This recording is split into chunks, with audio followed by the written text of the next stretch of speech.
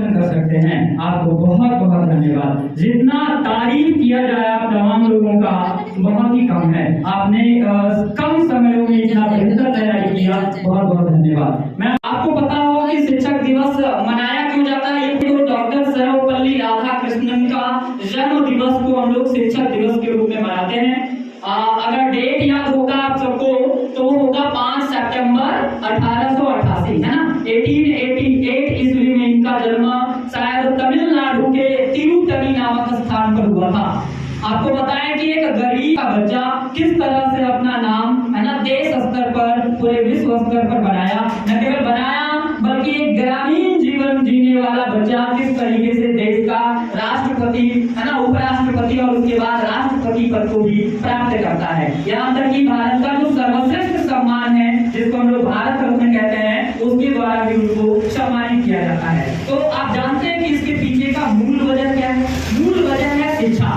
नहीं, घूम फिर कर बात शिक्षा पर ही आता है। हमारा जन्म भी हुआ है ताकि हम लोग जन्म को समझ सकें, अपने जीवन को समझ सकें। तो जीवन को समझने के लिए शिक्षा बहुत जरूरी है। जन्म लेने के बाद इन्होंने प्रारंभिक शिक्षा जैसे गांव से ही लिया जाता है ना, वैसे सारे लोग, है ना, गांव से ही लेते हैं। और सर्वपल्ली राधाकृष्णन भी गांव से ही शिक्षित होते हैं। और उसके बाद आगे चल के ऑक्सफोर्ड विश्वविद्यालय तक भी इन्होंने पढ़ाई किया।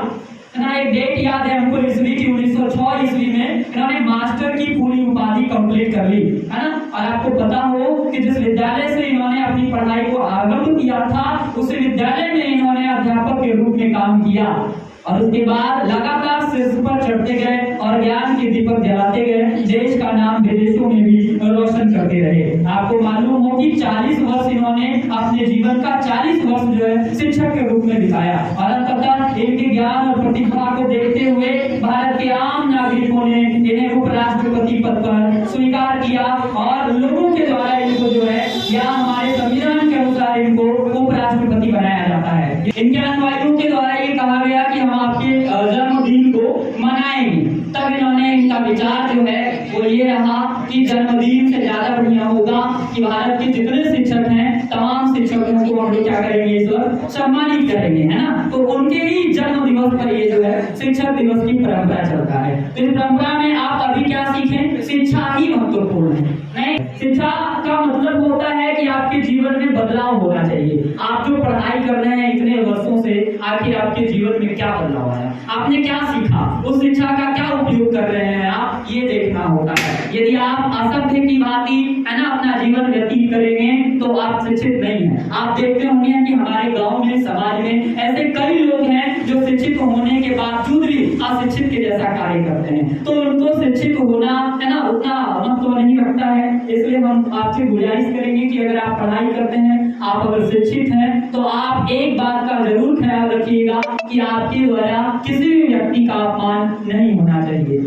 उनका मानना था सर्वपल्ली राधाकृष्णन जी का कि देश का जो निर्माता होता है वो शिक्षा ही होता है। देश बिना शिक्षा का कभी भी ताकतवर नहीं बन सकता है। जैसे आप विश्व के बहुत सारे देश देखेंगे, अमेरिका हो, चाइना हो, रसिया हो, ये सब शिक्षा के दम पे ही आगे है। अगर कोई देश ये चाहे कि हम अत्याचार या पैसा के दम पे सिर्फ आगे बढ़ सकते हैं तो ये कदापि संभव नहीं है ना। यानी शिक्षा जो है हमारे जीवन में बहुत ही ज्यादा क्या है, महत्वपूर्ण स्थान रखता है।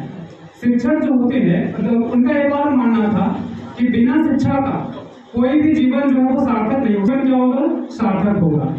जैसे आप एक कहानी से आप समझिए कि शिक्षा का जो योगदान होता है कि कितना बड़ा होता है एक बच्चों के लिए या किसी बच्चों के जीवन में जो शिक्षा का योगदान होता है, शिक्षा का योगदान होता है वो क्या हो सकता है। तो एक ऐसा कहानी है, ये सोशल मीडिया पे भी उपलब्ध है, आप इसको देख सकते हैं, सुन सकते हैं। तो इसमें एक शिक्षक होते हैं, वो कॉलेज में पढ़ा रहे होते हैं, बहुत सारे बच्चों के बीच में पढ़ा रहे होते हैं। और क्लास अभी स्टार्ट ही हुआ था, 10 मिनट हुआ है क्लास का।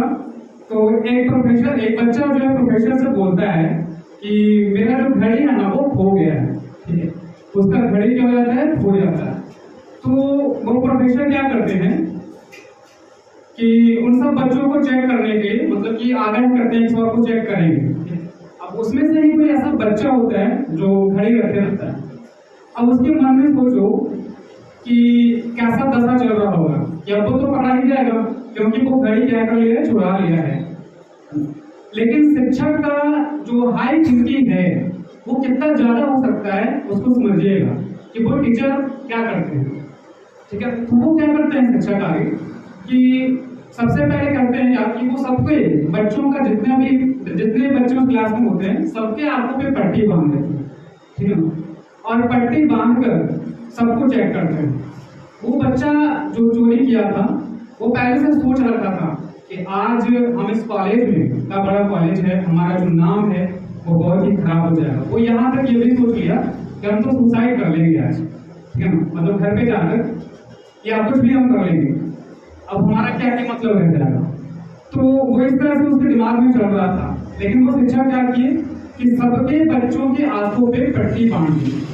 जब आंख पे पट्टी सबका बन गया उसके बाद टीचर ने सबको चेक किया, और जब टीचर सबका पैकेट चेक किया तो उस बच्चे से निकल गया जिस बच्चे के पास था, ठीक है। अब यहाँ ही केवल ऐसा बात खत्म नहीं हो गया, आगे है कि जब वो बच्चा पढ़ लिख कर, यानी उस दिन से वो बच्चा के मन में टीचर के प्रति बहुत ज्यादा सम्मान का भाव आ गया। वो बच्चा के जीवन में इतना सुधार आया कि वो अगले दिन से बहुत ज्यादा अच्छे से पढ़ाई करने लगा और एक ऊंचे पद पे चला गया। मतलब आप कह सकते हैं कि शहर का एक बिजनेसमैन बन गया पढ़ लिख कर, बहुत ही ज्यादा अच्छा बिजनेसमैन बन गया, बहुत ही ज्यादा उसके पास पैसा आ गया। अब वो एक दिन क्लास में आता है, यानी कॉलेज में आता है एज ए गेस्ट के रूप में, मतलब किसी फंक्शन में उसको बुलाया जाता है, ठीक है, एज ए गेस्ट वो आता है और वो टीचर के चरणों में गिर जाता है और वो उनसे बोलता है कि आप हमको पहचानते हैं सर। तो वो टीचर बोलते हैं नहीं, हम तुमको नहीं पहचानते। तो वो बच्चा बोलता है कि आप ही तो हमको इस जगह पे लाए हैं, है ना, क्योंकि आप अगर उस दिन नहीं होते, आप अगर ऐसा नहीं किए होते तो हमारे मन में जो निगेटिविटी है वो बहुत ही ज्यादा क्या हो जाता, बढ़ जाता, ठीक है ना। तो वो शिक्षक क्या बोलते हैं उस समय कि मुझे तो ये भी नहीं पता था, क्योंकि जब हम चेक कर रहे थे तो अपना आंखों पे पट्टी बांध लिए थे ताकि हमको ये ना पता चले कि हमारे नजरों में कोई बच्चा गिर जाए कि ये बच्चा अपराध किया है। तो वो शिक्षक का हाई थिंकिंग देखिए कितना ज्यादा बेटर था।